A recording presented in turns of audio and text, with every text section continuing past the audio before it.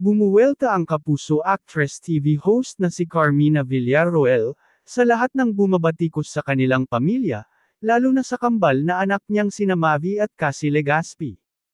Sunod-sunod ang mga isyong ibinato ng mga bashers at haters kay Carmina, na may connect sa love life ng dalawang anak nila ni Zoren Legaspi.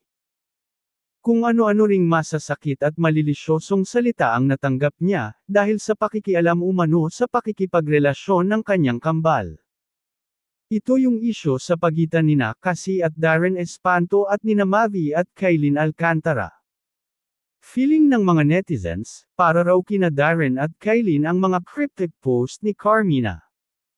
Nakatsekahan ng ilang piling miyembro ng entertainment media si Mina sa naganap na finale press ko ng Abot Kamay na Pangarap, noong October 2.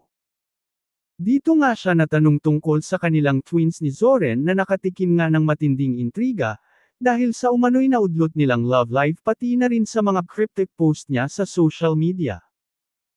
Unang sinagot ng kapuso star kung ano ang reaksyon niya sa pagtatanggol sa kanya ng mga anak laban sa bashers, partikular na si Mavi. Aniya, syempre, I think it's a normal thing to do. Syempre kung nanay mo or kapatid mo, anak mo, of course you would defend your loved ones, diba? So I guess, it's just a normal feeling. And I appreciate my son.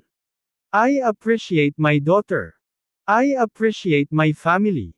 Because through thick and thin, makikita mo naman talaga yung pagmamahal namin, it's just overflowing. Dagdag pa niya, it's just so sad na people, parang may misconception lang. Kasi katulad nga nung sinabi ko, ang tagal ko na sa industriya, yung mga nakasabayan kong artista, or press, or yung mga fans ko ever since, you guys would know. Noong nagsisimula pa lang ako, nagsisimula pa lang. Ang point ko lang, ganito lang po yun. Kung masama akong tao, kung sinasabi nila, mata pobre ako, or pakialamera ako, o ganito-ganito, na dapat noon pa, di ba? Aniya pa, I'm not saying I'm perfect. Nobody's perfect. Pero wala kang maririnig sa akin na mata pobre ako. Ngayon na lang, or last year na lang ito, paliwanag pa niya. Feeling ni Carmina, talagang may mga gusto lang manira sa kanya at sa kanilang pamilya. Aniya, I don't wanna say it, I don't wanna think about it, but parang lumalabas lang na meron lang gusto talagang manira sa akin at sa pamilya ko. Let's all face that. Kasi sino naman ang gagawa, all of a sudden? Bigla na lang may gagawang ano.